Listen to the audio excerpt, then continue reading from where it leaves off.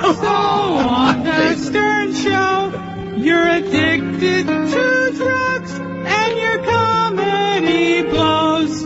You're such a fat pig, it's getting so sad. So climb on the roof and follow your dad. Fuck you, fat ass. Wow. So mean-spirited. I heard on the wrap-up show yesterday, because John Hein is here, that Richard and Sal had a hand in that song parody. Well, of course They're angry with Artie, I think. They don't like me. They don't.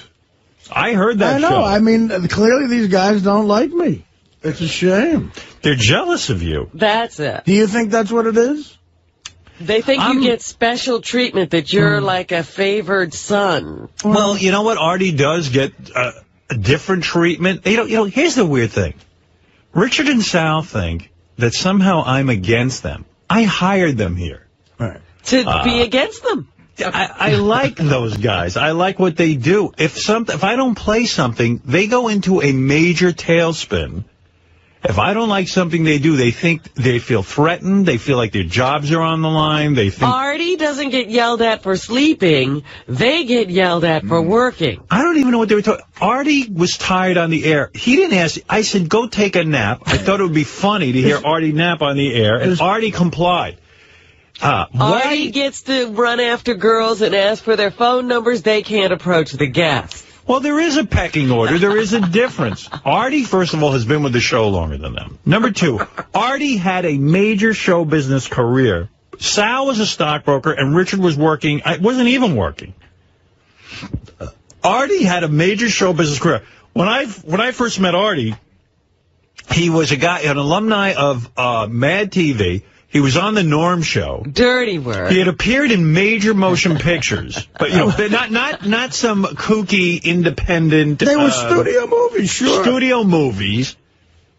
He is a different guy on the show than Richard or Sal. Yeah, that's true. Why can Teddy get the phone numbers of girls and he can't ask for an autograph from Ace Frehley? Come on. That's right, yeah. Now, first of all, I get, guess what? And Benji brought up this point. It was an excellent one, too. He said it jokingly. I get paid more than them, too. Right, there is a difference. Of course, there's a higher, in any job you go to, certain people have different privileges because either they're there longer or they have a, if you were going to, I'm higher up on the food chain, sure. How do you get to sleep on the show? Because there's comedic value out of it. Howard makes... Don't argue with me. I'm just taking their side. God damn it, Robin, not you now. I do want to mention, too, that Andrea, Miss Howard Stern, and we think fell asleep during the wrap-up show. Oh, really? Yeah. I don't talk to her. See, when I watched it, I sort of felt bad for her on some level. I could see that she was a pain in the neck to you, but in the reality show, she sort of portrayed where it looks to us like all she's trying to do is help you. I didn't get the side of her where you guys were talking about that she's just using you. I just saw her just trying to help you and crying a lot. Did you just fall asleep? Andrea. No. Andrea, I got to tell you something. I'm saying she's a whining... Can you imagine? She just Wow. She just blanked out for a second? Well, here's Sal and Richard carrying on about Artie and me. And I've been a little gun-shy coming on the wrap-up show. I haven't come on in 2 weeks because I feel like every time I say something, Gary always disagrees with me. If I say the sky is blue, he'll go, no, it's not. It's orange, asshole. That's how I feel, but I think I'm overreacting. And I spoke to Gary. I disagree with you on stuff in general. It's not just in here. True. But I'm not like bullshitting you. When we're out there and I talk to you, I'll say to you, Sal, I disagree with you, or I think you're wrong on that, and you don't get mad at me out there. No, I'm not. But I'm not even mad. Even on here, I just decided not even to come on, because I'm not mad at you. I'm like, you know what? Sometimes it's just tough for me to get my point across with Gary. But we do feel, Richard and I feel that when Artie's in here, you have a tendency to really lean on him and coddle him. What do you mean by coddle him? 90% of the time, no matter how crazy or whatever Artie's saying, you always seem to agree with what he's saying. Like if Artie's arguing with high-pitch Mike, you're definitely going to side with Artie. Like, if Artie's arguing with somebody, you always side with Artie, no matter what the argument is. But see, I think it's weird that that's how you interpret it. What if I just happen to think like Artie? What if Artie happens to think like me? And Artie, Is that possible? And Artie also said that, when they were fighting, Gary and Artie were going back and forth a couple weeks ago, he made a joke about how Gary always takes Howard's side blindly no matter what. You know, yeah, I agree. I think that too. I always said that if Howard Stern came on the air tomorrow and says he believes in Jesus, Gary said, you know what, Boff? I've been thinking about that. By the way, isn't Sal talking about himself? Let's be honest. Absolutely. Sal is the guy who sucks my balls so bad that, like, if I said tomorrow I'm becoming a Scientologist, Sal would go, I want to be a Scientologist. Who does that more than Sal? It's Sal. Sal doesn't, people project into other people what they are. Well, Sal is also jealous of anybody who does manage to have a relationship with you because he has not managed to affect that. He has nothing with Yeah. Dude, maybe there is a God. I think that you kind of go with... Sal, you're the asshole who does whatever I do. Okay, first of all, I admire you for your work. Right. And you should take that as a compliment. I do. If you were a Scientologist tomorrow, I could give a shit. No, you would do it. If it meant that you could get close to me, you would switch religions tomorrow. No. You'd be right over at the celebrity center. You're a woodwork wacko who waited. I've never taken up chess. Never. Believe me, you would. You would. I've thought about if it. You thought it you could don't have the mental capacity to take up chess. I've thought about it, but you have to admit that Gary. You can't spell. You should take that up. I'll tell you one thing. Take up chess. Gary always kisses your ass. Gary agrees with everything that you say. No, he doesn't. We fight all the time. No, I totally disagree with you. You agree. This is who you are. Not it's Gary. Not. No, I admire you in fact, for your Gary work. and I fight all the time. I admire you. It's totally different with me. I admire you for the man that you become, the entertainment you provided. You would suck my asshole clean if I needed you to. You under hypnotism, you said you would blow me. Right. You're the guy who's that. You wouldn't need baby wipes if Sal were around at home. You're describing yourself. That's not kissing You're your in ass. love with me. You love to see what shirt I'm wearing. You notice everything I do, the clothes I wear. You're a man in love with me. Dude, I'm committed to what you have created. You love me. I love you what get you upset created. if I don't take you to dinner in a while. He knocks, that is not nice. Anybody close to you, including Beth. Right. Bullshit. Oh, bullshit my ass. You make You're the guy who wants to come over in my apartment and eat pizza with me and watch you know what? I television. worked for you. It would be nice if you did that. I don't Back want then, I to needed do a that. place to stay. And, you know, if we were working on a construction... I would never have you over my house to stay. You're a weirdo. I'm a weirdo because I admire what you do. If we worked on a construction site and you were my boss, I said, hey, Howard, can I stay over Who got into the pizza He would fight? say, yeah. Who got into the pizza fight at Artie's nice party that I threw? Well, that was Who would that be? That was me and Scott DePace. That was you. Okay, I instigated You did it to Scott DePace. I put a little dot on his head, and he threw a mound in my face. Why do you not see that you're not the guy who could be trusted? Who's the guy who smells Mutt's daughter's panties? All right, wait a minute. First of all, who's the guy? Don't put a twist on all that shit, man. Well, I'm not putting you in my house. See, and then you want to know why me and Richard are pissed. We admire you. We're committed to you. Yet I come in here, and you have to fucking bring up all this stupid shit and make me look like an asshole. Stupid shit. All right, but maybe I do. Who's the guy who said that? Howard, why you said about me that I'm an entity? I'm not even a human being. Okay, what's wrong? Hey, take that as a compliment. So you're the guy who kisses ass.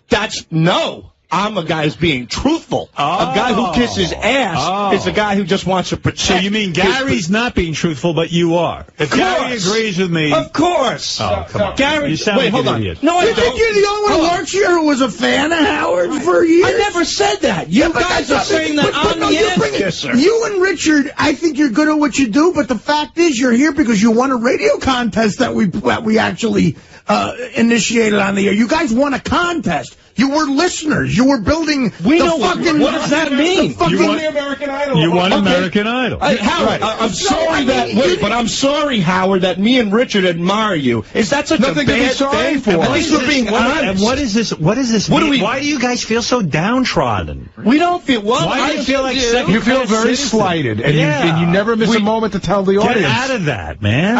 I don't miss a moment. I didn't even go on the wrap-up show. I didn't even want to talk about it. Who cares? First of all, can I tell you something? Look, Howard, we're here. I think why we get downtrodden. And what is this weird thing? Why don't you speak for yourself and stop with me? All right, fine. I work with the fucking guy day in and day out. He's the only guy I talk to. So much more than you. All right, thank you. So Richard shouldn't be included in the week. Richard's the guy who would be at my house. I would hang out with Richard. Can I say something very quickly? Hold on. You're the one I want. Sal has been reprimanded more since he's been here at Sirius than every other employee. I didn't tell Jon I Stewart was that. right here when you I said was it. in the green room and I said that joke about Asking Ace Washington Frehley for didn't his phone. fly over well. You told That's him what I whoever said. wrote that joke you should be fired. That's true. And you know you're a little pussy with your cow sucks. I you didn't don't see tell the him. difference I did. between I that said that and I me was asking being for truthful. a porno chick's number. I was being truthful. I said to the guy that one joke stuck. All right, Just keep it to yourself, you idiot. Yeah, why should you? I know what happened with these. I know what happened with these two idiots. Why They does go to Jon these Stewart shows, need to know and your these fans pull them aside and go, Bullshit. you guys should have an album. Bullshit. You guys should put out Rush. So they say that happens. They go, how do you put up with Artie walking all over? I go, Artie's great at what he does. And I challenge anybody that I talk to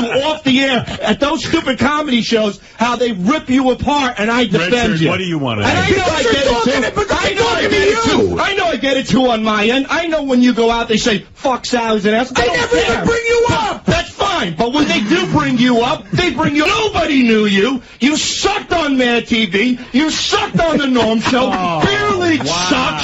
Shit. It's fucking terrible. Wow. You know it. Why It are was you a flop. It went in 18 theaters. It made $250,000 in America. I can shit that out of my ass. Who are you to tell me about 18 comedy theaters, and what people tell me off the air? You have no fucking clue what you're talking about. know that Don't carry yourself. and said, And don't oh, carry you guys should have an yourself. album. Where were you? You guys should put think out an you're the album with next those Chris phone Rock. calls. Where were you? A stockbroker. Yeah, but you know what? I don't carry myself like I'm the living legend of comedy. You're a and you dick. think he does. And neither He's do been I. milking- He's been milking You're us a the whiskey talking weirdo. for You're a 3 years. weirdo, Sal. You're a weirdo. Go to New Jersey and rip off the fans again New Year's Eve with the same act you did last year, cocksucker. You're a weirdo. It was in Philly.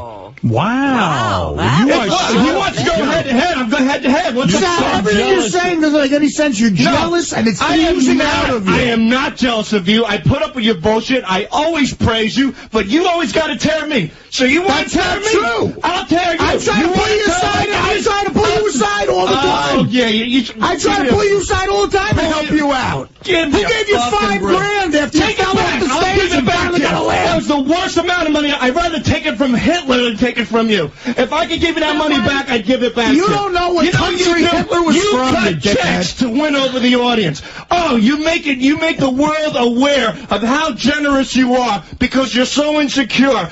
Oh, I took JD to Vegas. I'm going to get him late. Oh, I cut salad checks. It's a I bit don't for want the air. I don't You want brought up when I paid you. I don't want your monetary sympathy to win over people because you don't have the ability or the confidence to do it on your own.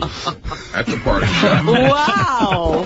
What the hell just happened? I don't know, but I tell you what, Sal walks in on that wrap-up show and unloads this viciousness against Artie. Yeah. Sometimes it all against comes, me, it's too. all pent, you're right, it's all Me pent too. up. He Well, sees people who have what he thinks is a better life than he Let me put it this way. You really hope all of his kids get AIDS and die? No, not till later, much later. You're not talking about when they're young. You're talking about No, older. like at least 25. After gay porn. Right. After they have to go to gay porn because their father's broke. How much of that, what we just heard, is like...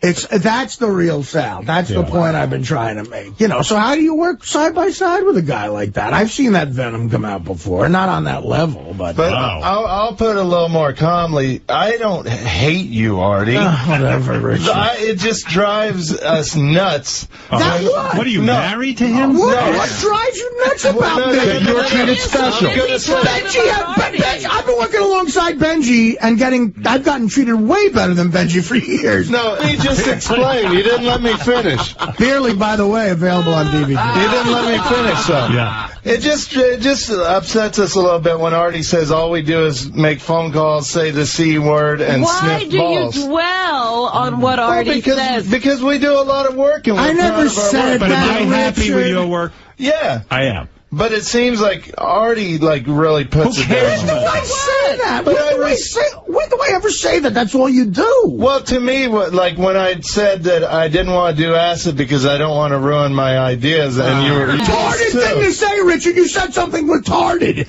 in this room where you're going to get fucked on. I know, but it just upsets me. I don't want to do acid. Who else says that? Why? I don't want to do acid because I have great ideas. Right. But why do you really focus on Artie? Artie always you've said some things That's too, right. Robin. That's why are you focusing on I'm not. Artie? That just already came up yesterday, but Robin's jealous. She wants you to focus on her. Well, Robin really. Me. Robin said maybe the worst thing that anybody said to me What did she say? in the world. Tell me what it is, because I want to top it. She said, I said something about dying, and Robin goes, who would care if you died anyway? Oh, God, I really don't care if you died. Man, and I would, as a matter of fact. ×2. Who would care if you died a horrible death like scorpions ate your body? Monty, you're on the air in West Palm, Florida. Thank you. Hey, Sal has no right to berate Artie like that. I mean, regardless of what he thinks about Artie, Artie is an established, accomplished guy. Of course. I mean, that's like somebody like me who's only been doing stuff for a little while saying that I'm just as good or I'm good as this one. It's ridiculous. I would take Sal's job and do it for free. I would leave my wife and kids and go wait tables if I had to. These guys, you know, they're secretly, deep down inside, they're jealous of him. They want to be him. No, they have such insecurity about their own position, and this is you too, Richard. You have such insecurity about your position.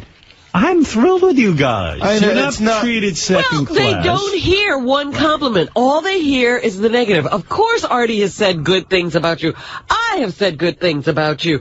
But you only hear the negative. What, nobody else gets fucked with on this show?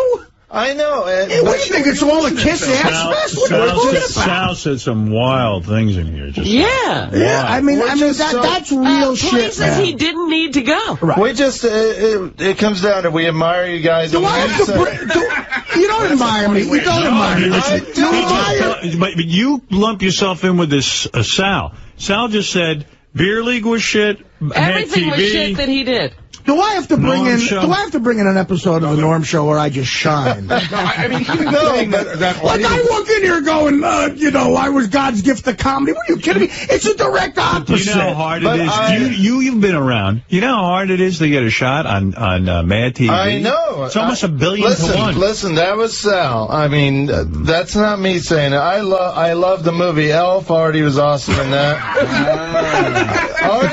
Richard, everything that comes out of your mouth sounds dumb. You're a dummy. You're a dumb guy. Well, don't say dumb things then. All right, is there any? I got to move on. I don't know whether to open this up. Shove a squirrel in your mouth. A couple of the guys said that I should come in. They said that Richard isn't necessarily being honest in his dislike for me, which was sort of news to me. What do you mean? Is that true? That Richard's under the impression that I don't like him, I don't like his bits, I don't have any respect for him. Well, he's been saying for a few days that you don't want to hear anything from him That's anymore. true? No, but I think so. Well, then have it out and say it right now. It's not that I don't want to hear anything. I don't want to hear everything. Does that make more sense to you? Gary's the producer of the show. Producers are supposed to weed shit out. In every show there is, writers pitch stuff to producers. It gets accepted or not accepted. I know, but Get over it, you pussy. But no, you two are pussies. You don't know what goes on out there. A lot of times, I'll have something for the show.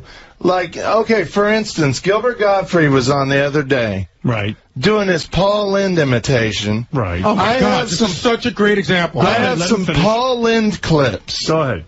That I thought would be funny, maybe for you to just play a clip for Gilbert, like, to listen good. to. I like that. Okay. And you saw...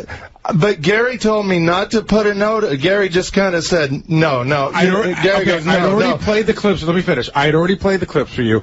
I already felt it was going to be weird because as interesting as a Paul Lynde impersonation is to us, there's a whole segment of the audience who hasn't a fucking clue. So that's it. So Richard played it for me. I played it for you. You go, and it wasn't even the best Paul Lynde clips. It was from like some stupid Halloween special.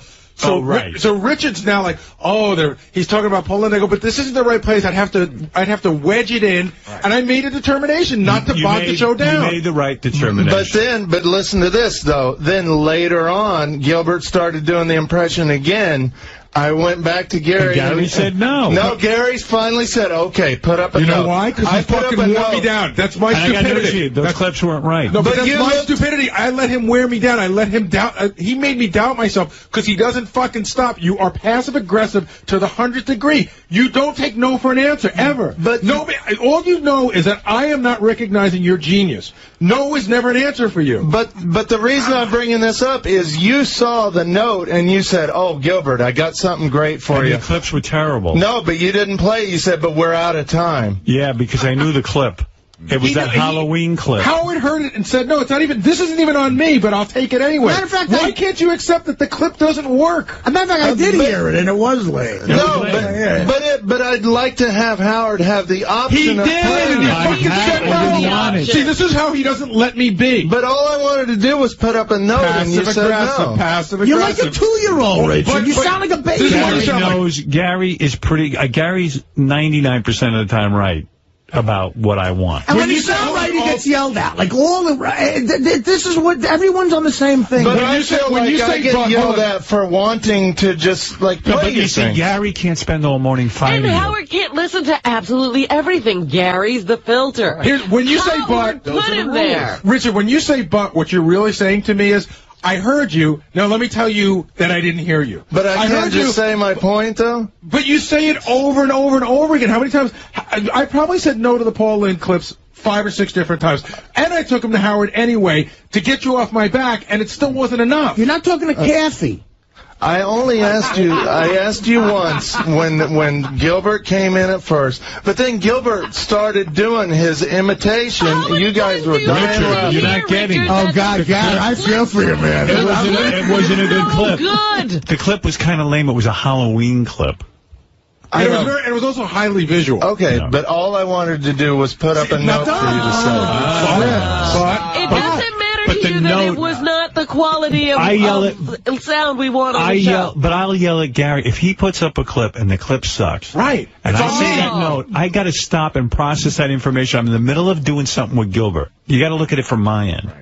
And then I trust him so much that I see. So when Gary says no, it's no. That's all. And you know what? You can revisit it maybe another time or something, or come and say, Gary, do you mind playing this for Howard after the show so maybe we can get his take on it? And also, but all I asked him was twice that day. You could save yourself some time, Richard, by taking the first no and going to do something that would get him Howard, there. 3 times that day, after I'd already played for you on a different day, and you said no. Yeah, I like your enthusiasm. But here's another example. Okay, the John the Stutterer harmonica call, which turned out that you guys loved it.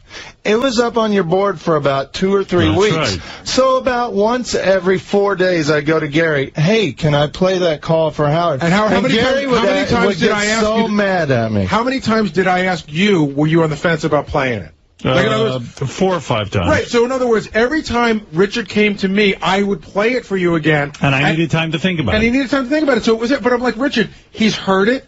I'm aware. I asked him about it. Let it go. And I gotta tell you something. But the one time I came in and asked you to listen to it, everything's bought. You played it right after that. You loved it, and you were like, okay, here, sometimes let's play say however instead of all right. Listen. I've seen Sal have that blow up about Nick DiPaolo, Jimmy Kimmel, Jon Stewart. Wow. Everybody he blows up like that for because he's a little jealous little weasel who would not have a comedy career on any level if he didn't win a radio contest. You won a radio contest, dude. You couldn't stay away from it. And the other thing is the hostility. So he was me for Halloween. Yeah. And the incredible, like, passive-aggressive hostility of being me, you know, the heroin needle and the fact. It's funny, but, I mean, dude, am I Sal for Halloween? Am I? I mean, come on. No. That just shows that all he thinks about.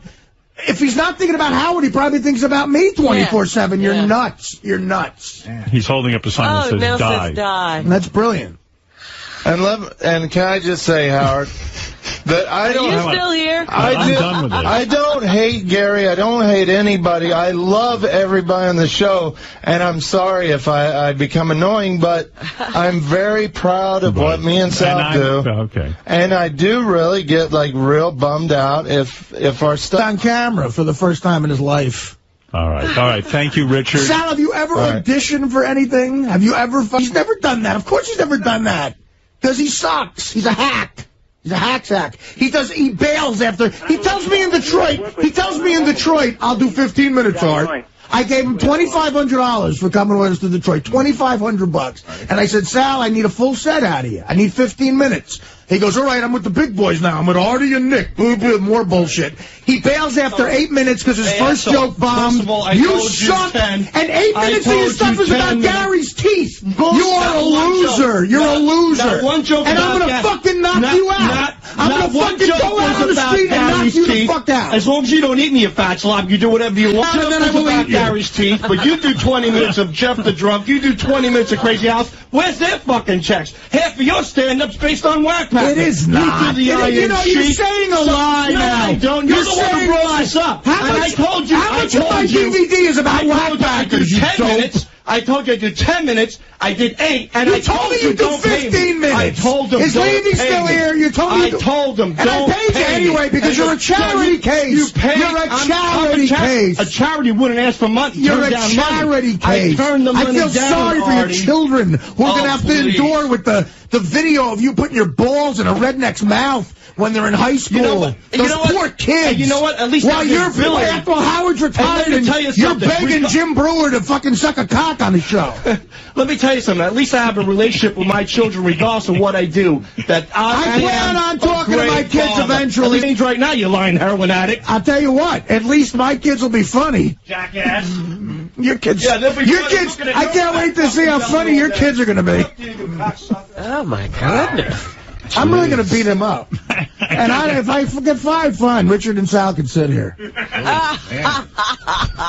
Well, thank you for the gift, though, Artie. If Artie eats Sal, I'm going to check his blood sugar. Check my hack level. Al Rosenberg would like to chime in. He's been on the show. Yeah. Al used to work on our show. You have some insight? Well, it's obvious. Sal wants Artie's chair. He wants to sit where Artie is. Oh, God, what the show would sound like then, man. But that's what he doesn't realize is that Artie is a huge talent. Artie's very funny. To be funny and keep that show moving and say things that are part of it and be, it's just too much. You can't just put another guy in that chair. Look, I've said this before. There's over 100 guys who could do what I do. But guess what? Sal ain't one of them.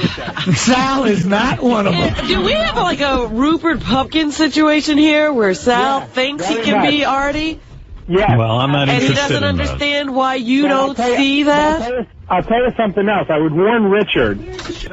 Richard, that Sal is bringing you down. That's why I should separate them. Al Rosenberg says that, and Al knows something about show. Thank you, Al. Sal inspires me. When we start talking about bits and stuff, as everybody always says, oh, they're dumb, they just call women the C word, but Sal is a brilliant mind when it comes to putting together funny bits, and I disagree. I think so. Well, don't you agree? But Sal doesn't hear when I compliment him. Like, what other show has, we have prank calls consistently, new ones every day. I think our team right now is the best team in radio, and right now this team is the best team that's ever been on the show.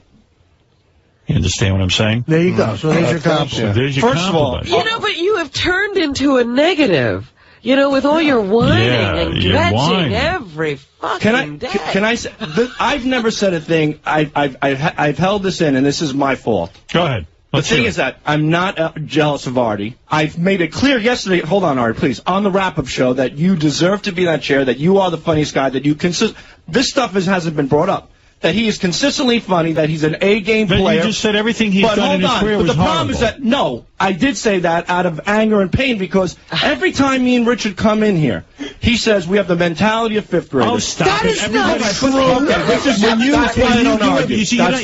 You're not understanding. But I'm saying what happens that me and Richard, let me explain something. I can only take so much of every day. When Sal, listen to me. Go ahead. Richard, listen.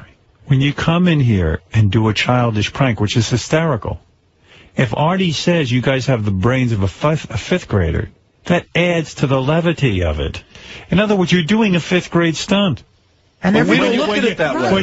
No, it's not a bad thing. I know. And when you're doing boner fights and sticking your balls in someone's face... Or painting each other's sacks. Do you really think that's brilliant comedy? No, it's not. But I'm saying. It's not compared to Not the other brilliant. shit you do, the phone calls. It's dumb. It's something. Well, and that's everybody why we- has a human reaction to it. Mine is that it's gay and gross, and I bring it up. Right. I mean, you want me to hold that in? That's not what the show is. But that's why we get upset when Artie says that's all we do. All right. We write Listen, a lot of listen, stuff. Hal. Why We is write- Artie defining who you are? Go back. It ain't the Artie Lang show, guys. The It only ain't. person who defines what you are is me, whether you work Exactly. here or not. But the thing is that I want to make it clear. Artie's not defining you. Artie's not- being Artie. I'm not jealous of Artie. You I, are. No, but You're I'm not jealous of anyone I'm who is angry at you the don't like concept. that Artie came to my house this summer. You No, don't it doesn't like, matter. You It can't doesn't handle matter. Probably all eating at him yet. No, it's not. Hold It's on, eating Robin, at you. please.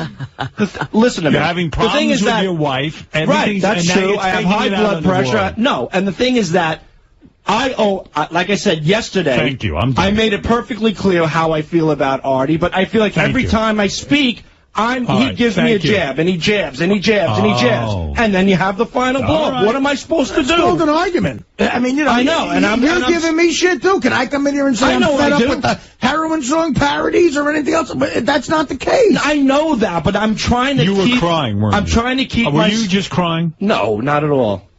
Not at all. I wouldn't cry. Did somebody But the- catch him crying? Yeah, somebody caught him Go crying. ahead. Produce the tape. I wasn't crying at all.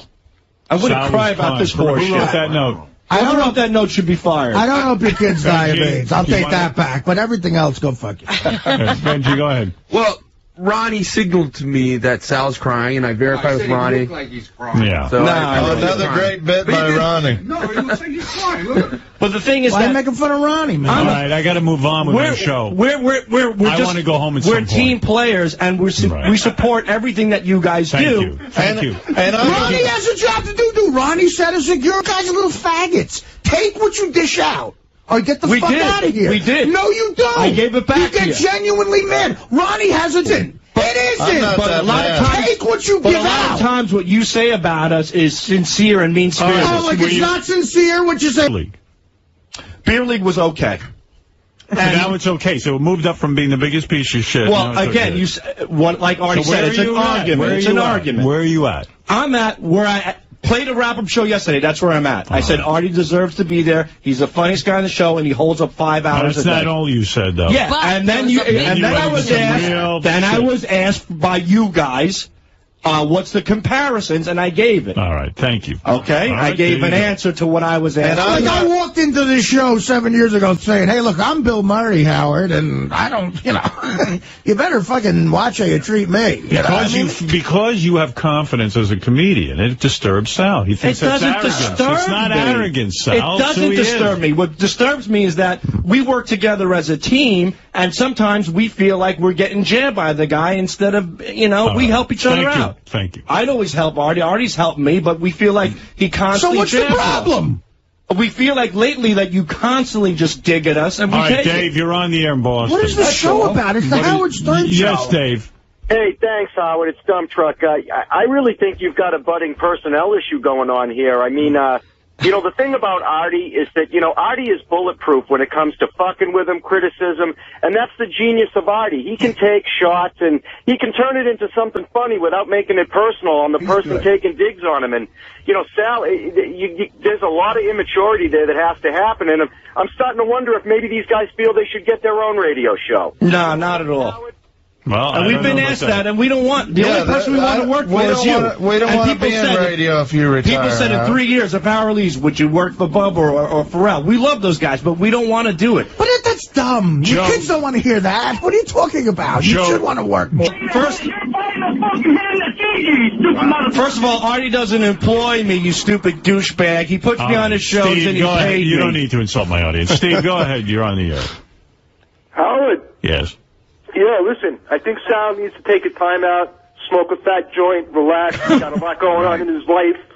You listen, Sal, Yeah, he's off the chart. We all need that. you know, I mean, Maybe you're right. give Artie more respect than that. Artie is the man. He's done so much before Howard Stern. And That's right. Artie, I'm the one who called you last week and told you should have bust a cap in Sal's ass. But you know, Sal just needs a little time out. All right, thank you. Thank you, Steve. Okay, final comment from Anne-Marie, then I must get to John Hine and Robin. Please help me get through this. Yes, Anne-Marie, go ahead. Hey, Howard. Yes. I love you. I love you. Why don't you give Artie a cupcake? I think he's got a sugar low. He's arguing with everybody all It's a day. tough day for Artie. That's true. I think he's all on the edge. He could be irritable because of the food thing. He's usually, you know what? He's very feisty today. He's hungry. It's like you're poking a bear. As crackhead Bob would say, I'm hungry. I'm hungry. No, I question. I do work closely with these guys, and it makes me question. I mean, I don't want to work with people who don't like me. No, and just for the record, I'm not singling out Artie. Robin has been a lot meaner to me than Artie ever has. Chris, you're Well, on the I'm air. just going by what I heard on the wrap-up show. Yes, Chris, you're on the air. And I in Albany. applaud Robin for that. I'm jealous of Please her for that. allow Chris to have a word, and then we can move on. Yes. But he doesn't write any songs about I'm me. sorry. 1 second. One at a time. Chris, go Robin, ahead. shut up. Yeah. Chris, go ahead. This is hands down our greatest radio I've heard in a long time from the show. This is you guys got to do this every month. Well, you know, these things can't be fabricated. They've got to be real. Martin, you're on the air in Surprise Arizona. Talk about how you're pissed off at Robin for not returning your DVDs. Yeah, I loaned you. Keeping them forever. Oh my God, I loaned them to you in 2004 I at have K-Rock. something of yours. Oh, and then another thing she did, I gave her, I wrote this horror movie script right away. I gave it to her right away. She goes to you, she was like, oh, I threw it in the trash. And you said, the first thing you said when you heard about it, you was like, oh, it must be horrible. Of course. Adam, you're on the air. It's a horror movie. It was horrible. Yes. Howard. Yes. First, congratulations. You're the master at tweaking. This is another masterpiece of yours. I had nothing to do with it. Number two, I got to defend Sal and Richard a little bit. I think Artie sleeping on the air is probably the last straw. Yeah, well, it was something that happened organically while we were working, and I thought it was funny material. Artie doesn't claim that was his best material. It wasn't material. I don't have a defense for that, but the truth is, if Howard couldn't make it funny, then I'd get really reprimanded. This is not a normal job, sir. You got to admit that. All right. If I would like to top this all off with the Paul Lynde clips. All right. Thank you, boys. Oh, All right, guys, that would be awesome. The one thing here, though, that we missed was that, when he was screaming that Artie gets to go and approach the guests, and he can't. Right. We went through this already, Robin. I think it was Will who said, don't you think Howard trusts Artie and Artie's judgment, and Artie's going to make something funny out of it, and he doesn't trust you, Sal? Yeah, right. That point is taken. I understand. All right. Thank you. Good. Big thing that came up on the wrap-up show yesterday, just as a post. Oh, please, you're killing me. I got to get out of here. I'm so late. Listen to today's wrap-up show. I'll bring it up again. Bring it up again. What is the thing? Matter of fact, though, I was reprimanded when I was working here for about a year. This is a perfect example. And I asked David Wells for his autograph, and Howard gave me shit about it. Yeah. That's it. And you know what? It never happened again. That's how you operate it. Gary, what did you want to say? The guys were pointing out that Craig Gass was sitting in the Jackie chair and fell asleep, and you got mad at him. And I said the difference is Artie's been here for 6 years, and this was a guy attempting to get a job. There's an enormous difference. Of course. When you're trying out for a job, you don't fall asleep. Yeah, the enormous difference is Artie is enormous. Craig Gass with Artie. All right, thank you. Believe me, that first 6 months, I would not have fallen asleep. All right, guys, thank you. Exactly.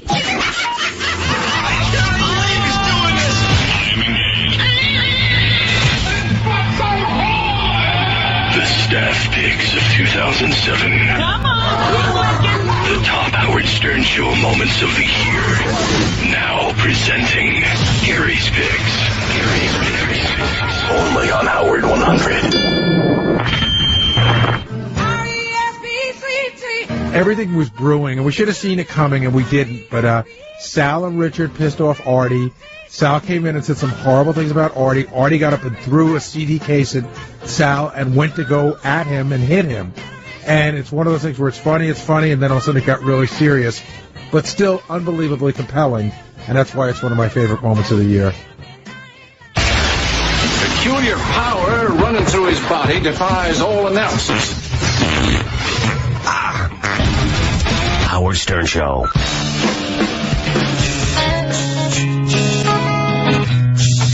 You know what song this is?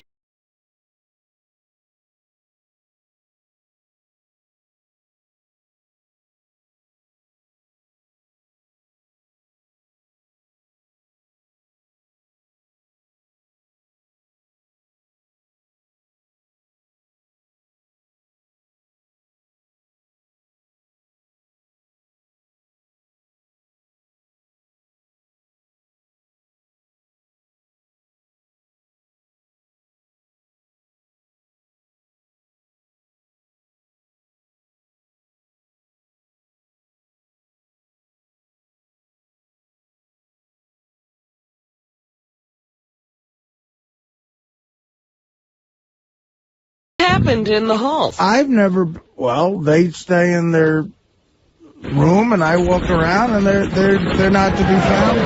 I've never been in a feud this serious before. I really haven't. How do you feel? Do you feel like you want to make things better or fix everything up, or are you willing to have things be awkward? I don't like it to be awkward, and part of me's starting to think, like, it's all fun and new now, but it might start affecting the show. Oh, wow. Oh, no. Finally. Here's a man who refused to come in up until now. It's Sal Governal. Good morning, everybody. Did you have a statement to make, or are you going to hide behind JD's skirt? Oh, and Richard, too. And Richard, too. Uh-oh, there's a statement coming out of Richard and Sal. This is a new development. Howard 100 News is rushing to the scene. We're just doing this to avoid that awful wrap-up show. So. Anyway. And we have Robin to thank for us. She gave us a nice talk earlier. Yeah. There was a meeting between you and Robin? Yes. And at what point in the show did this occur? At a commercial About break. 2 hours ago. Interesting. The one who She's wants a you dead? And she agreed she would be our moderator for this, if you don't mind, Howard. Why would I agree to that? Well, no, just to make sure they get their statements out, because All right. I thought they had some interesting things to say. All right, go ahead. Here's my statement. Thanks for waiting till 10:45 to do Well, this. she came in and talked to us right before you did the Slash Cousin Brucey interview. You were so busy, we didn't want to interrupt. The thing is, here it is with Artie in a nutshell. Artie knows how I feel about him, and I know how Artie feels about me, and we do have a good relationship. What bothered me is me and Richard are very passionate, as you know, and insecure about our work on the show. We go nuts over it. We drive Gary crazy. We drive you, Howard, crazy. And we don't mind any of the jokes, any of the ball breaking, any of the raccoon references, any of the emotional friend, which I've said a million times is funny, and the roasts are great. What hurts us is that when Artie takes a jab at our work that we're passionate about the show, if he says that our Jack and Rods are redundant, if he calls us fifth graders, if he says any kid could do our prank calls, if he says we take an easy route by using cunt in calls, and he comes back and he says that Richard Christie is a hack comedian, we're just up-and-coming guys. And we respect and admire Artie, and we want to be a part of the family, and we would love his help. So I don't care about anything that you do, and I've laughed over everything you've done, and I applaud the ball breaking, but we are passionate about what we do for the Howard Stern Show, and that's where we feel we're being ribbed, and we're being kind of, jabbed at. And we're not mad. We're not mad at Artie. We just get hurt when things get said. I listened to this, and this is a quote from you yesterday, Sal. I'll read it back to you. I know, but see, what you're doing is wait a second right. now. You said you're not mad, but let's find out. Yesterday, okay. You said the following, and I'm just reading from a transcript. Right. I'm not putting anything in your mouth. You knew you. Well, they were stupid. You sucked on Mad TV. You sucked on the Norm Show. Beer League sucks shit. It's fucking terrible. It's a lot of projects to suck in. Huh? It was a flop. It was in 18 theaters and made $250,000 in America. I could shit that out of my ass. For you to tell me about comedy and what people tell me. Okay. No, that is a quote. That's so my don't quote. tell me you weren't mad. That's not true. Howard, I never said I wasn't mad. I just said it. So compared to Hold on, the can I movies finish? you were in, Robin, a lot moderate more this. than that. Well, let us say this. Let me finish. What I talked about with them before was that all of the things they did yesterday only caused a big break. It didn't really express how they truly felt. It was lashing out in anger. And they really didn't say to you what they actually feel. So what happened was with Artie taking those digs at what we do, our work, not other stuff, which we don't have a problem with, it festered in us. And we said, we're not even going to deal with Artie anymore. We're not going to let him make fun of our calls and say they suck. Let him say all the shit he says about our work. And we'll just sit in the back and do the best that we can. And then it came to the breaking point where I came on the show and Artie said, you guys are glorified whack packers that won a contest. That was the straw that broke the camel's back. I was personally offended from a work perspective, not a personal one. And the only angle I could take back at Artie was diminishing his work as a professional. That was the only angle. I wasn't going to go beneath the belt. That wasn't my intent. My intent was like, hey, you keep You keep knocking me. I'm breaking my ass every day. I'm passionate about what I do. I love what I do.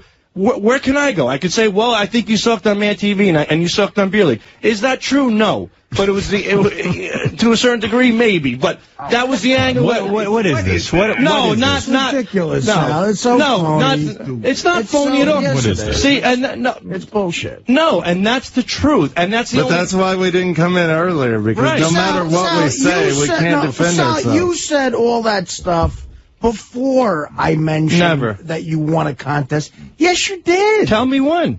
The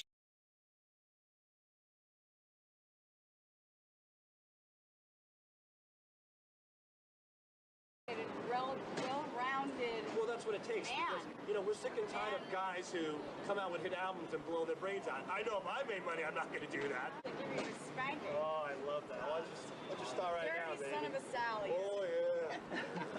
Oh, oh, oh, oh, oh. I just was spanked. Hi, this is Sal Governale. The very contrite It's Sal funny already. Governale. It's funny already. The kid at the NTSB, National Transportation Safety Board, who okayed those names that ended up on TV of the Asian pilots, he's been fired. I'm surprised. Yeah. Usually there's no responsibility taken. No repercussions. What were those names again? That the four pilots' names were like Sum Ting Wong, We Too Low. Big Dick Fuck or something. Holy fuck. Holy fuck. To Something Wong. Something Wong. Big Bang Boom or something. Yeah, Bing Ding. Wu-Tang Clan. Boom Ding. Boom Ding Twat. Ow. So the kid lost his internship. His boss, Dick Hertz, fired him, according to our sources. I was hoping for sure that like Richard and Sal were behind that holy fook. And I was just hoping. Or at least Captain Jenks. Right. We don't even know. No one's taking credit for that one. But I know it wasn't my guys, which is why they're all fired. Although they've pulled off some good ones. There was one they did where they did the birthday announcements, and they just had one name after another in the birthday announcement. Hey, Richard and Sal, how do you guys put that together, by the way? I'm sure Dick's erect. Loose cunt. Can you give us some insight on how you arrange that? We have a list. We're always thinking of them. So Like, do you keep that in a computer, or do you have that in a book? I have it on my phone, like a list. Like it's go-to like, list. hey, as soon as you hear an auction, you go to that list. Yeah, like one that we've been trying to get off that we haven't got off yet, but we're still working on is T-Nanal. T-Nanal. Yeah, T-Nanal. T-Nanal. Like T-E-E and then Nanal. Yeah. And Well, why don't you just put T period Nanal? Like we've tried that too. Yeah, Yeah. yeah. But they catch it somehow. But well, T-T-I could be good, like a Japanese kind of Asian name. T-Nanal. But then they might call that person Ty. Ty-Nanal, yeah. Oh. No, that's pretty good. That's pretty good, though, even when they screw it up. Like hand job is still funny. Hand job. Because you know what Han job. You were asking if people use it. My parents still use it all the time Swap in and shop? Kansas. Really? Yeah, yeah. That's how I kind of knew it. Grew up pranking people like Somebody that. legitimately uses it. Yeah. What has your dad sold on What did Swap they and Shop? get? They, Yeah. they get a lot of Taco Tico coupons. But how do you get a break on a Taco Tico coupon? Because if you get a $25 coupon, it's still $25. Do they charge you less for a 20? Like You get $30 worth of food for like 25. Oh, really? Yeah. Oh, wow. Mm-hmm. But then they got to Maybe I spend ought to tune in. But then you got to spend the gas to go get it. So. Oh, you got to go. You mean they don't mail it to you? No, you have to go pick it up. Oh, so I don't know if it's worth it. You should ask Richard about when him and his buddy used to make phony phone calls, and they got called down to the program director's office as kids, and he threatened to arrest them. What program? You had a program director? No, when you were a no. kid? They were making phony phone calls, so the radio station called him in. You're kidding. At the And you local went? local tradio. You were doing this as a kid? Yeah. I didn't go, but my friend did because he was scared. Did you explain to the program director that this is going to be your future job? That you're just in prep? If he only knew where I am now. But it's funny because my friend snuck in a recorder, and we still have tape of this program director yelling at my friend. Oh, yeah? Oh, it's funny. So wait a second. You made a phony phone call. How'd they get your number? Bunch of them. They didn't have those tracking devices back then. My buddy started bragging around town that we were messing with Tradio. Oh, and then word got back to the program, and then he called you guys down to the radio station? Yeah, he called all of our parents. And you had to go?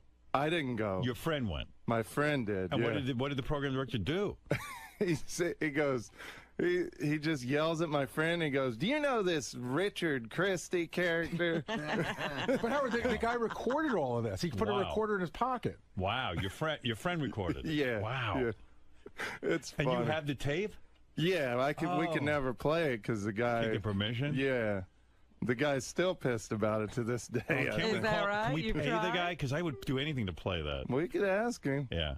Like you still know where the guy is and everything? Oh, yeah. He's still the PD there? Yeah. Wow. Is that a permanent job? It's like the post office. Holy mackerel. Yep. Oh, please, sir, let us play that. He yelled at Maybe you a guys? personal call from you, Howard, would get it. I'm going to do it. I'll do anything to play that on the air. A bunch of kids getting yelled at. But so he was alone in the office, and the kid had the brains, your friend, to like record. Mm-hmm. I'm going to hire him, your friend. Nobody's listening to these shows. That's what's so great about it. Well, that's why it was easy to get to when we were kids, too. It's Yeah, you can have your way with them. Yeah. I tell you, dirty names are always, like, I'm in tears when I hear funny, dirty names like that. Me too. Like the Asiana pilots, when I first saw that video, I was crying. I was going to fire you guys for it not being you. How do you know it's not us? I don't know, but because I know you'd take credit for it. Yeah, we probably would. It'd be great if Richard got called down to the National Transportation Safety Board Had and to testify. and had the tape recorder in his pocket, got yelled at by those guys. What's this one? Sal pranks Gary about booking Metallica? What's that? Yeah, when you said Metallica's coming in, which I am so freaking psyched for. Right. Sal pranked Gary years ago about Metallica coming into play. Did you? Yeah, when I used to call him a horse-tooth jackass back in 1996. Let me see. Howard Stern Show, may I help you? Gary? No, he's on the phone. May I take a message? Tell him it's Cliff Bernstein on the phone from Q Prime Management. Hey, Metallica. Yeah, April 15th. They're in town? Yeah. What are they doing? Letterman. No kidding. Yep. No kidding. And they want to come on? Yep. Well, that's great. I mean, what Can we do it or what? Yeah, absolutely. April 15th? Yep. Listen, we have a song parody, too, we can do on the show. Wait a second. What's your partner's name? It's called Horsetooth Jackass. See, that's not that good, though. Back in the day. I mean, because... That was when I was a beginner. Yeah, you've gotten Early better. work. Yeah. But we have a whole database, Howard, about right here, about 15 pages of all the dirty words, the dirty names that we go to when we make these phony phone calls. Give me the name that you're dying to get on the air that you haven't so far. Well, one is Herb Eversmells. Ever smells. That's a tough one. And we did Gabe Bathhouse, but now we're trying to do Gabe Boy Toucher. Yeah, Gabe Oi Toucher. I don't know if we've done Lou Sasshole either. Yeah. That's a good one. We have a whole... Lou Sasshole. You can Lou get. Lou Dixon, Sassel. Dixon B. Tweener Legs. These are the ones we've been trying to get off. Right. How can people listen to that and not just be in tears laughing when they hear a name like that? Some people get so mad. It's like one of my favorites is Droopy Balls. We called the guy with that one. Drew People. 100-year-old Drew P-balls. Our show, I got to tell you how fucked up our show is. Like, I've put together a seminar where everyone is going to get together and just talk phony phone calls. Right. A phony phone call summit. A summit. Because I was thinking the other day, so we need a summit where everyone just goes and brainstorms phony phone calls. Yeah. That's our work. That's awesome. I mean, yeah. So we're just having a whole day of phony phone call seminar. That's like our heaven for Richard and myself. I know. Led up by these two idiots. I love where the heads of the wow, what a seminar. job, you know. Like when you got called down to that PD's office. Yeah. Like, who knew one day your job would be to like hold seminars and teach people how to make phony phone calls? The cops came. The cops had to pull my dad off of me one time for when I prank called my religion teacher. What do you mean? When I was a kid, I used to prank call my religion teacher. I used to go to the supermarket next door. And how did the cops get involved? She started taping it.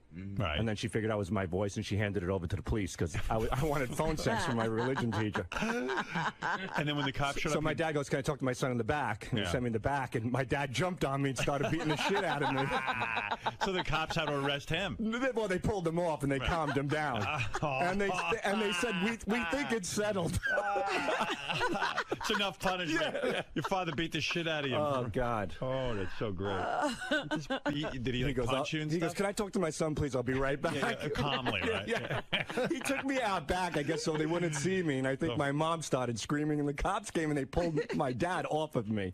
Best day of Sal's life. Like he'd never been paid attention to by his father before. But what was I thinking? A prank call my religion teacher. And she fucking identified your voice, you idiot. Yeah, and I lived down the block from him. Drop your pants. And it was a little voice. Hello? Yeah. And I called from a payphone at a supermarket next door to my dad's pizza place. How old are you? Oh, I think I was 12 years old.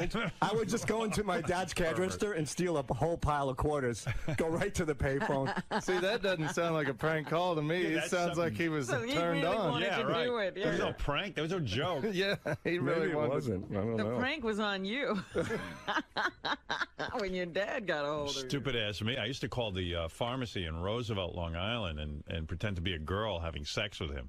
Like, why wouldn't I call a girl? I'm calling a guy. Yeah, Sal improved on your method. My pussy is very wet. I want to meet you outside the pharmacy. What time do you get off? Do you have some... And I didn't even understand the concept of rubbers. Like, so I was like, do you have scumbags? He goes, yeah, I got some scum. I wish I could play this on the air. He goes, yeah, I got some scumbags. The guy was a nice guy. He knew we were fucking idiots. Right. But he was like, yeah, baby. He goes, I got some scumbags. What kind of scumbags you got? You got extra large scumbags? He go, yeah, that's what I wear, extra large scumbags. Well, when I meet you out back in the alley, I want you to put on one of those extra large scumbags. Well, we're going to take audio of you just doing that now and call pharmacy. Yeah, here's some more lines. I'll wild track for you. Okay. Yeah. God. Oh yeah, when I get a hold of you, I'm gonna take your penis with that extra large scumbag and really work it over. I'm really so... He goes, oh yeah, what do you look like? I got big 36 double D's. Even though I was a kid, I think I was describing Robin. See in the future. Yeah. That's great. Yeah. Howard, there was a mental health clinic one time that I called. Yeah. And I said my dad had a pizza place that burnt down 15 years ago. Right. And now he's having flashbacks because my mom died in the pizza place, but he's back on the bottle. He was an alcoholic. Right. And he thinks he's in the pizza place, but he's at home. It's already too complicated. Well, she said, let me speak to your dad. So what I did was I conference called the mental health clinic to my dad's real pizza place. And they got on with so your my dad gets on. She goes, sir, where are you? He goes, I'm in the pizza place. She goes, not anymore. The pizza place burnt down. He goes, are you fucking crazy? She goes, your son's upstairs, you're downstairs. And he goes, lady, it's a pizza place. She goes, no, your wife died in the pizza place 15 years ago. Then I would call up a sewer place saying that the toilets are all backed up, and I'd conference call them to my dad. I was like, sir, what's the problem? I was like, what problem? Because there's shit all over the bathroom. He goes, what the fuck are you talking about? I would do this to my dad all the time. That's not funny. That's like, you know my friend Neil Drake? Yes. He was friends with that guy, Big Al. They both owned stereo stores at the time. Right. And all day, Neil would get guys calling up, like sales guys, trying to sell him shit. He'd conference call Big Al, and he'd conference them over to them, and they would think... He would line it up so that he would tell them, this guy really wants to buy stuff, but, you don't let him off the phone. Right. And it would go on all fucking day. That's great. Yeah. When they started that conference calling thing, it was a boost to the phony phone call business. Mm-hmm. I was working for Bell Telephone at the time. I was selling 800 numbers to local businesses. And then the conference call came out. And all I did was call Chinese restaurants and conference call them together. That's how we got Chinese confusion. Right. I would call pizza places all day, conference call them together. So you put your 10,000 hours in before you got this job. Oh, yeah, for sure. Right. He just thought he was supposed to be a stockbroker. Yeah. I don't know. Kids today, they don't take the phony phone call art as seriously as we all did, right? It's the caller ID. Well, you know what it is? They all text now, these little fucking punks. Yeah. Back then, all we had was the telephone. Yeah. And a big, no caller a big ID. giant Wallensack recorder. Yeah. Yeah.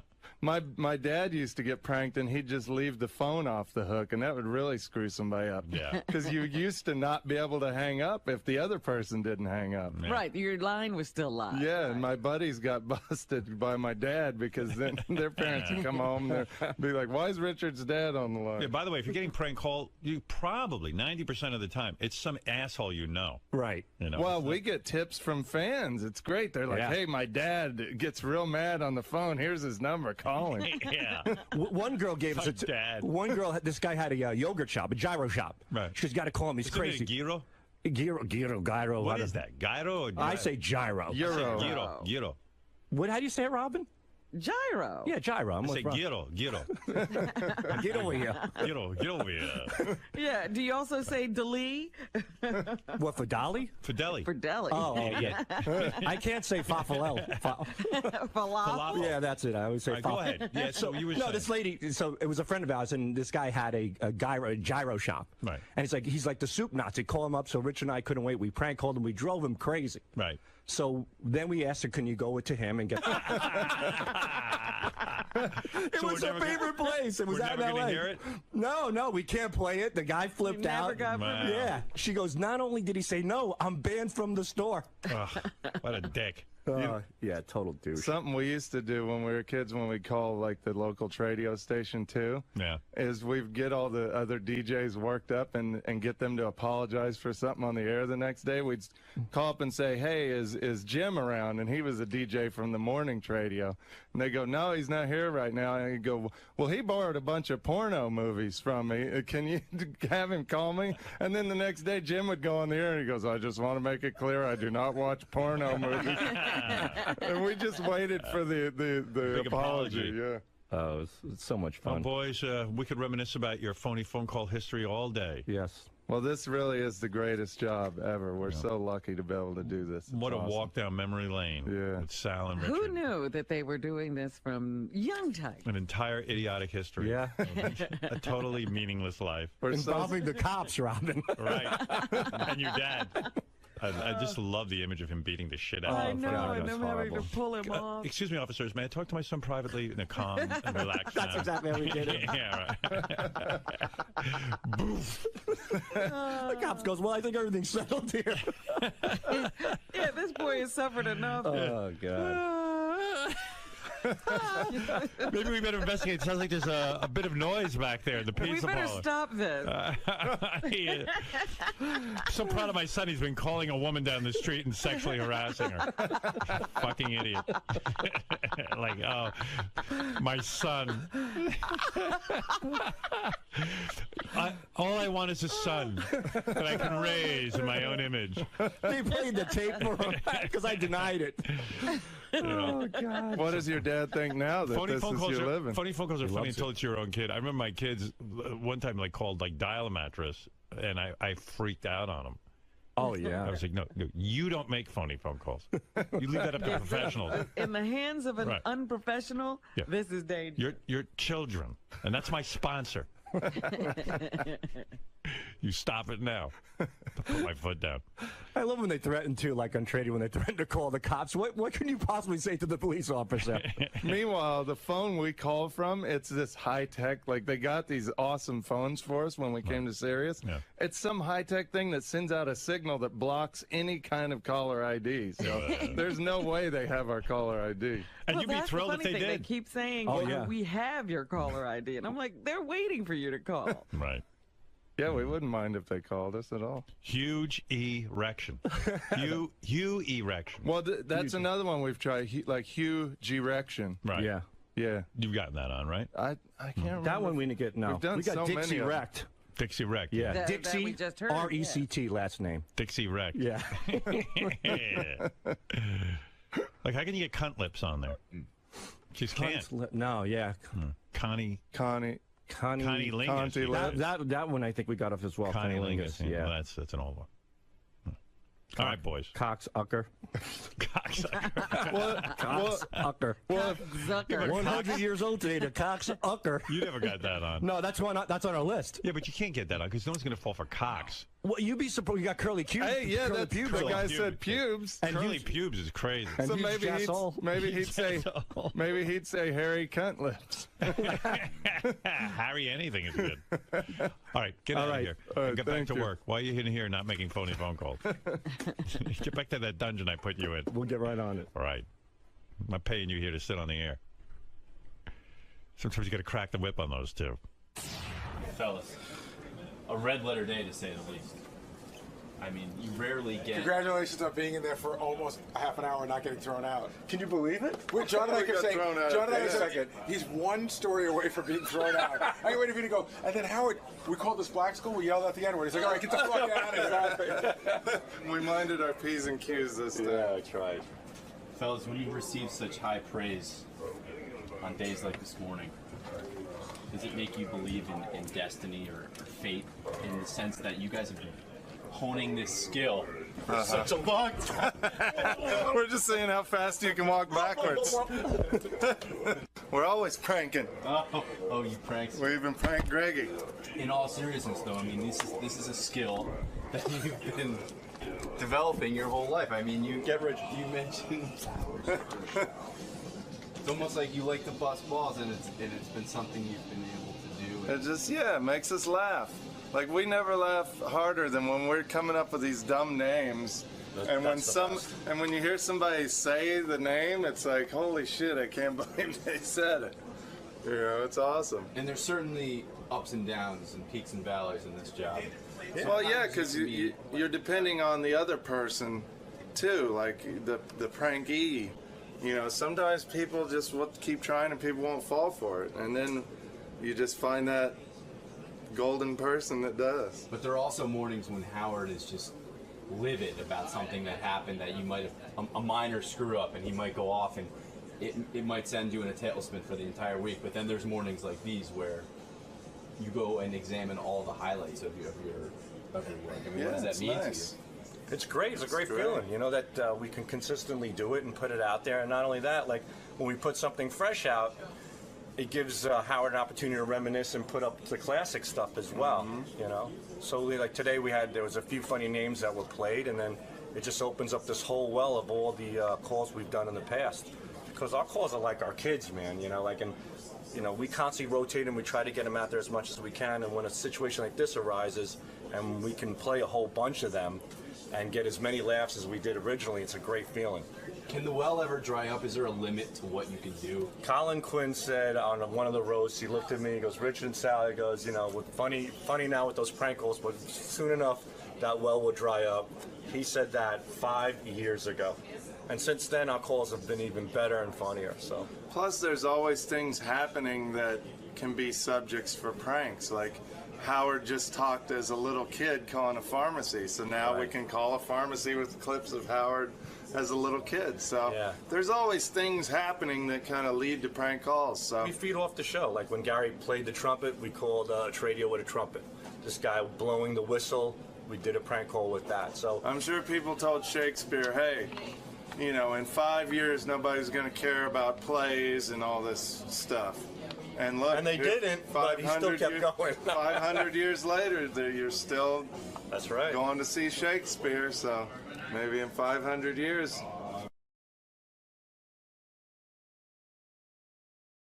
Robin, I was surprised to learn that you were in London. I heard from you during the vacation, and I was surprised to see that my BlackBerry received BlackBerry messages from your BlackBerry. In other words, London? in London. I have international service, my I didn't know that. International, interconnected I service. go out of the country and I make sure I have international service. And I'm really, really curious about Sal over the vacation. Yeah, because why? I just want to know, Sal, how does it go when you're off? Does your wife get like shaken and upset? Does she go away? What happened? Because I remember during the winter, goes away. I was really thinking about you. Like, I mean, what do you think happened? Were you home for 2 weeks or just a week? I was home for 2 days last week and 2 days the week before. So I worked 3 out of the 5 days. Was she upset that you were home? Because I remember in the winter she went out and shoveled the snow off the To car. get you out of the At house. 4 in the morning when my car wouldn't start, yeah. How's things going today? It's going good. They were better? Yeah, things are going pretty good. Spend time together. You actually did a few things together, maybe? Yeah, I had a couple of barbecues, you know. Look at and you. She was there. Yeah. She did come. She came to your barbecue. I think She was there. Was she affectionate toward you at the barbecue, or was she angry? Well, we got into a big fight. But I don't want to get into it. But it got crazy. Yeah, it was the first time I yelled in front of the kids. We had to get our car broke down. The Land Rover broke down. Right. And she hates that car anyway. She wants a Mercedes. She wanted a Mercedes, and we Right. went car shopping. And I said, "There's no fucking way we're getting a Mercedes." She goes, "I want a Mercedes." I go, "Well, you know what? I want a supermodel that'll blow me every day. You know, Right. we can't have What's that everything we cost? want." There's a lot of things you want that you can't have. Exactly. Yeah. And can't believe you want a supermodel to blow you every day. That was your comeback in that argument. so things are going great. Thanks. Yeah. And yeah. So what did you fight about? The car broke down, and you wanted to knock some I go sense to the into it. Honda dealer. Yeah. You know, I go to the Toyota dealer. I go to the economical, reasonable dealers. Right. Yes. She goes, "Why don't we pull into BMW?" And For what? for the BMW truck. Those things are, I mean, they suck gas. I know they suck at. That's what I'm trying to explain to They're her. built on a Cadillac chassis. And you know, so that didn't work out. So we finally got a great deal. I got a great deal. I actually got a Cadillac, like my old man, a crossover, 0% financing. So I improved my credit, and I was able to trade my truck in, so I didn't have to put anything down. Nice. And you know, we bought it completely. Yeah, because I mean, you guys were in financial trouble, and I Yes. know you had a meeting with a financial advisor, Rich Rockland, right? Yeah, and I would think that your wife would have learned from that you can afford a Mercedes truck right now while you're trying to get yourselves out of the hole. That you would save money and get something more economical, maybe even a used car. Well, we get the car and we get home, and I'm happy. I thought we did something together. You know, Right, I was really right. happy. It wasn't about the car. It was about that me and her, without killing each other, accomplished something. Right. We met halfway. Right. And I walked by her, and a friend comes over and says, "Congratulations on the new Cadillac," and she starts crying. She started crying? Really? She goes, "It looks like a station wagon."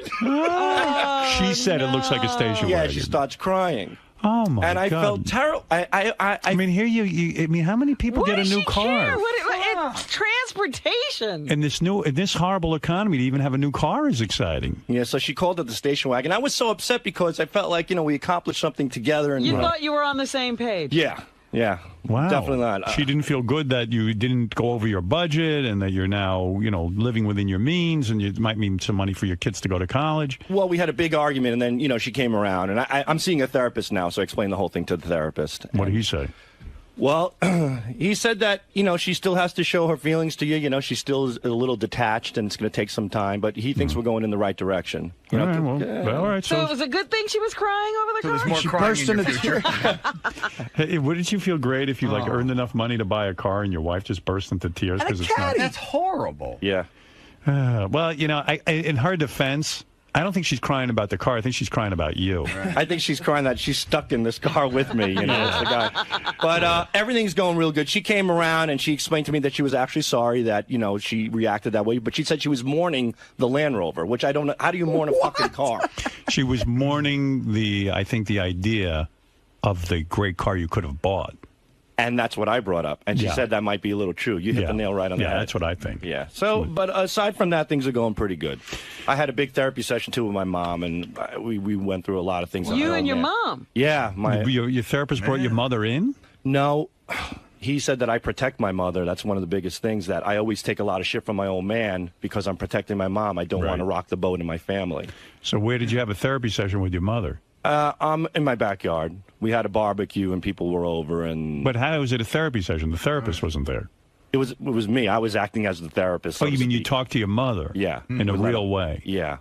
And did you get in a fight with her? No, she broke down and she wants to see a therapist now too. Oh, good. So that worked out. Anything but this. It Yeah. sounds like all the women in your life were crying. Sounds like a great barbecue. I didn't think about that. Wow. What age were you when your dad changed your name because he didn't like his parents I was in anymore? the 4th grade, and it was would be about Tony for 9 3 years months. old, 3 yeah. months. Yeah.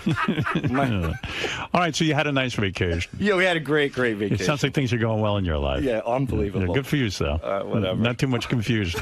No, not too Very good.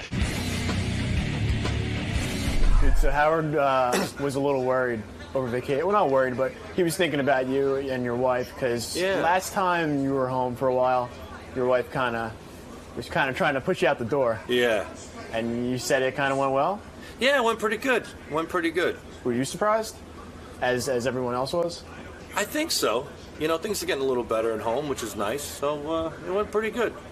Stop kicking you out the door? No. No, I didn't see her much, though, I got to tell you. I mean, if we probably spent 20 minutes together for 2 weeks, that was a lot. But really, it was the best 20 minutes ever. It was a good time. and everyone likes the new car? Yeah, she's not crazy about it. She calls it a station wagon, but what are you going to do? You know. What, does she want to ride in style? What the hell, no way. Cadillac's not good enough? I don't know. I love Cadillacs. When I grew up as a kid, my dad always had Cadillacs. So it brings back a nice memory to Cadillacs. But yeah, she wanted a Mercedes or a BMW, but you know, if it was up to me, I'd drive a fucking skateboard with a lawnmower engine on it. You know, I don't give a shit. But needed something safe for the kids, a 7-passenger, it's a nice car. So it worked out really, really good. Really, really happy. So it's all good, yeah. We got along great, and the car's nice, so it's all good. Yeah, that's it. Everything's good. Great. All Wonderful. smiles. Wonderful, fantastic, never better. Great. It is, it's good. I wish I could tell you otherwise, you know, but, no comment. It's all good, everything's good.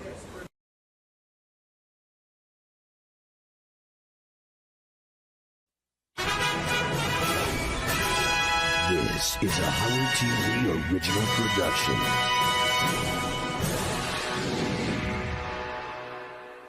Hi, this is Sal Governelli. And I'm Richard Christie. And for the very first time, we are going to take you behind the scenes of our spectacular prank calls. Yeah, we don't just lick each other's balls here. I can't believe he's doing this. Oh, my God. We actually work hard.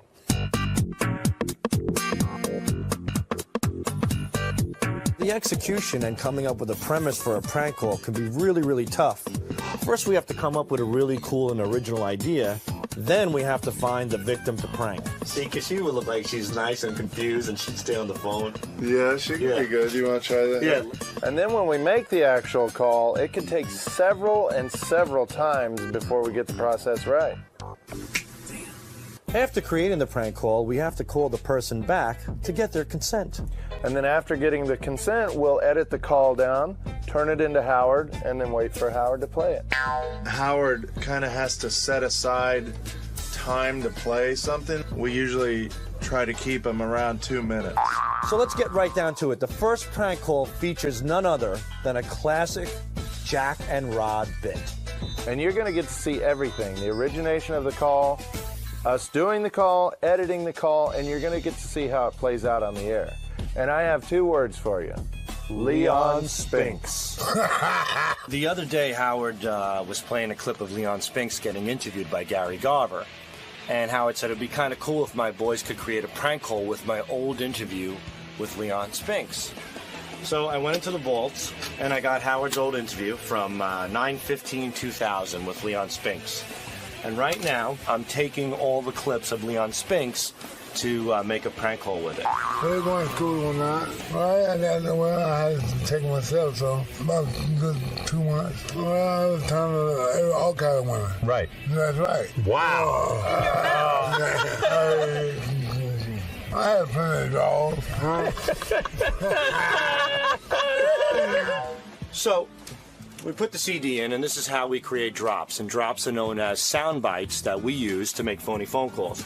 Here's the file of the entire interview. We're going to isolate Leon Spinks. Here it is. The white broads must come out of the woodwork, right, when they see you at some of these clubs and stuff. Well, all women come out of the woodwork. All right, so there you go. So we got a file, and here it is of Leon. Well, all women come out of the woodwork. We'll save it. We'll all women come out of the woodwork, and boom.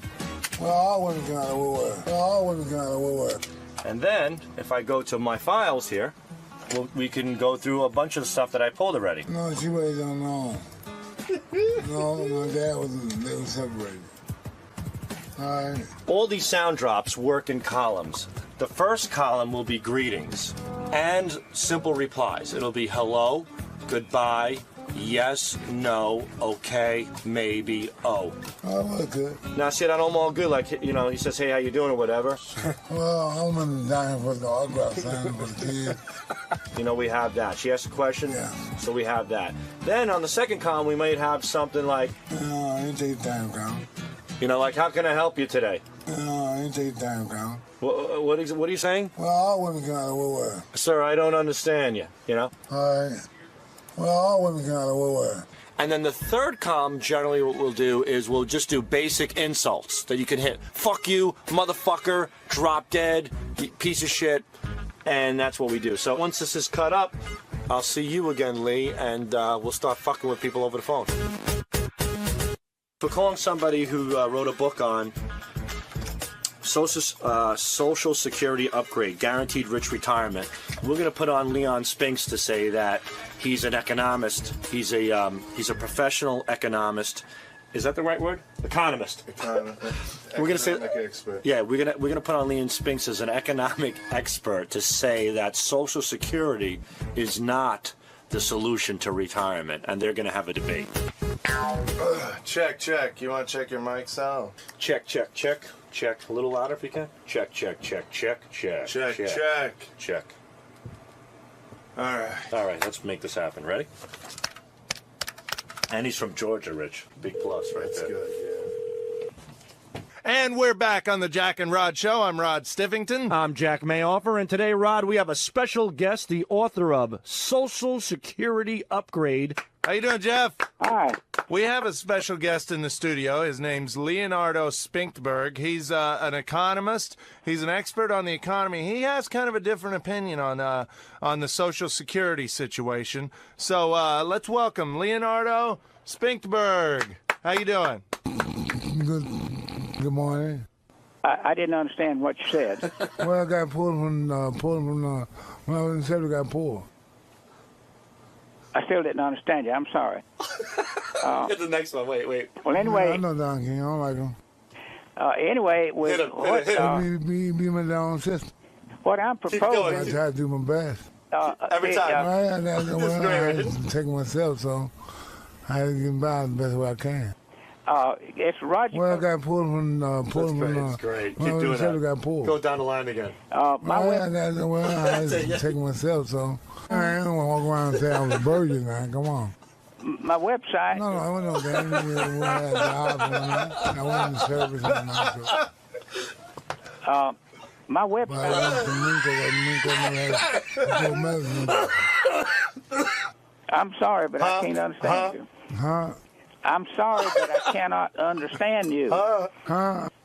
What did you say? I can't understand you. The thing of it is, I wanted to debate you on what you're saying, but I don't know what you're saying, so I don't know how to debate it if I don't know what you're saying. Should we just tell the guy? Yeah. We got plenty. Yeah. So, we got the drops. What do you think, Rich? It turned out great. The guy had a great voice. We kept interrupting him, which is always funny in a call, and it turned out great. It was a great combination, Leon Spinks and a guy from Georgia. It worked just like we thought. He had no idea what Leon Spinks was saying. The uncut version is like 30 minutes long, so we got a lot of editing to do, but we got a lot of options, so it's going to turn out to be a really good call. You're going to love it.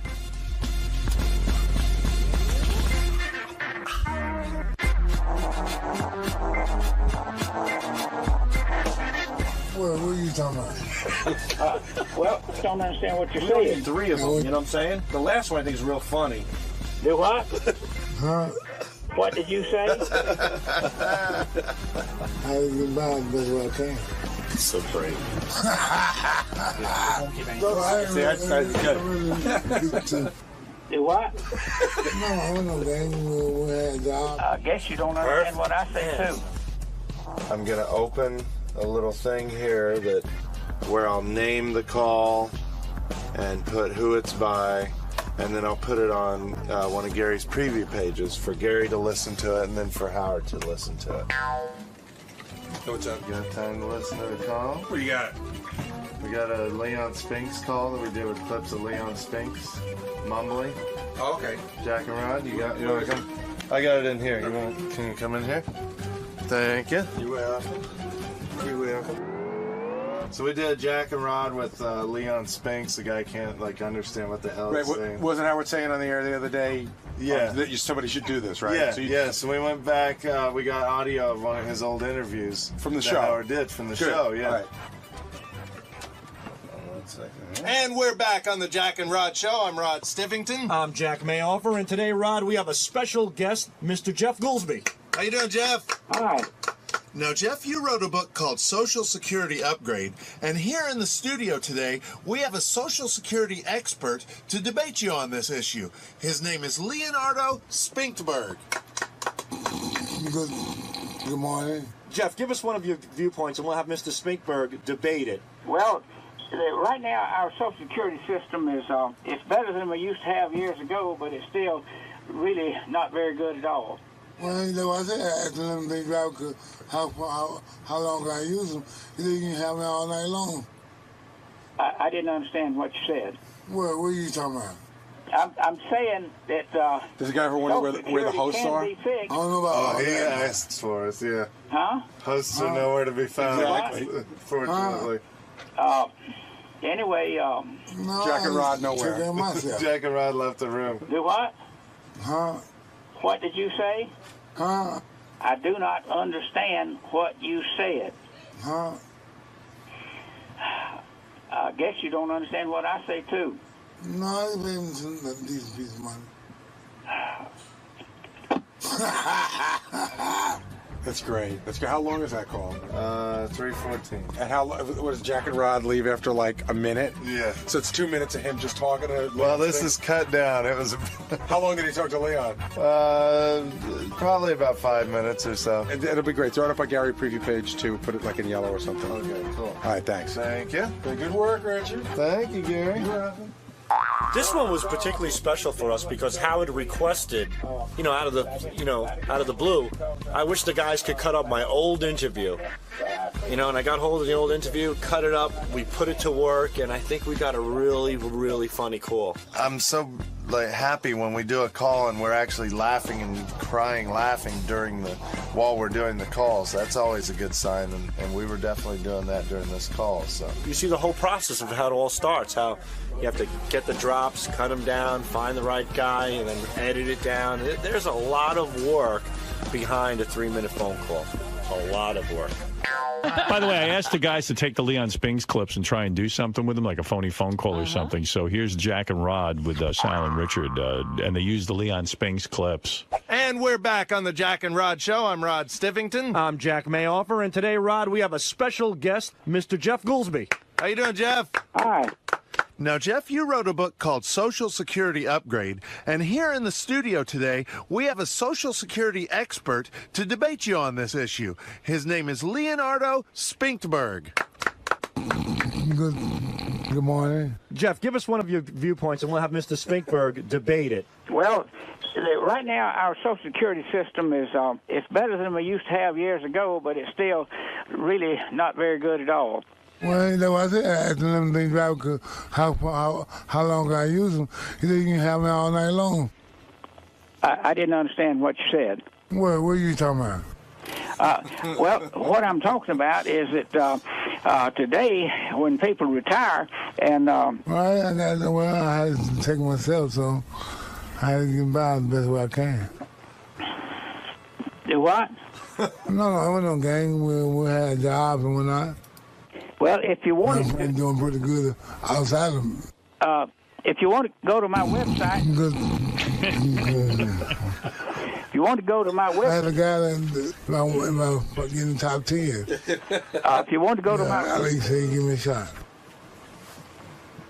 if you want to go to, I really get to. if you want to go to, me and my wife come back home. anyway, do what? Well, you know, they could let me sign them, so what the hell? I'm sorry, but I can't understand you. Huh? I'm sorry, but I cannot understand you. Huh? I'm saying that Social Security can be fixed. I don't know about all that now. Huh? Huh? Do what? Huh? Anyway, no, I just take care of myself. Do what? Huh? What did you say? Huh? I can't understand you. Good. Do what? About good 2 months. I can't understand you. I'm sorry. Huh? I did not understand one word. Huh? I did not understand one word you said. Huh? I did not understand any word you said. Huh? Can y'all repeat what he says for me? No. I want my opportunity to get into the Olympics. I'm sorry. I just cannot understand. I don't know how to debate something I don't understand. I'm doing pretty good outside of them. Don't know what he's saying. No, it wasn't bad. Just got pulled. I don't know what you said. Huh? I do not know what you said. Huh? I do not understand what you said. Huh? I guess you don't understand what I say, too. No, he's paying a decent piece of money.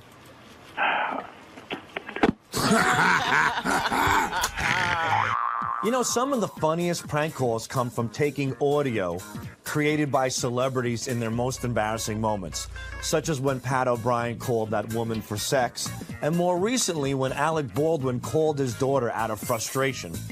What I did was I took the audio of Alec Baldwin and I decided to call a towing company, and I told them that he was my dad. So the element of Alec being frustrated and angry with his daughter, combined with a towing company that never came around, turned into a pretty funny phone call. So here it is. Check it out.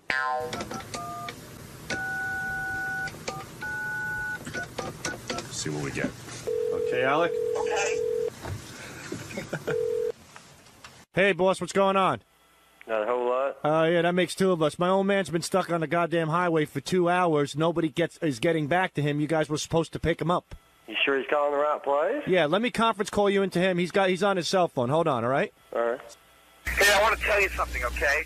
I've made an ass of myself trying to get to a phone to call you at a specific time. Sir, I don't know what in the world you're talking about. My old man's been stuck on the goddamn highway. I'm calling you like a gentleman to help him out. He's been there for 2 hours. He's on my other line. Let me conference call him to you. Maybe you can help him. I'm going to straighten your ass out. Man, I don't know your fucking problem. You got a damn problem. You are a rude, thoughtless little You have got a damn problem. That's pretty good. That was good, man. That was a good one. All right, so let's call him back. And we'll start off with a drop that says, "I ain't playing games." Yeah, It's a good opening. Initiate him. Richard Scratch. I'm tired of playing this game with you. Well, sir, there ain't nobody called me. I'm trying to tell you. I'm going to really make sure you get it. I'm going to let you know about what a rude little pig you really are. Man, I don't even know what the fuck you talking about. You need to talk English. All right, cool. From this point now, we're saving the call, and then we have to edit the call down. The call was probably about, 8 minutes long? So we're going to compress it to 1.5 minutes to 2 minutes, and we'll give it to Howard in the morning and see what he thinks.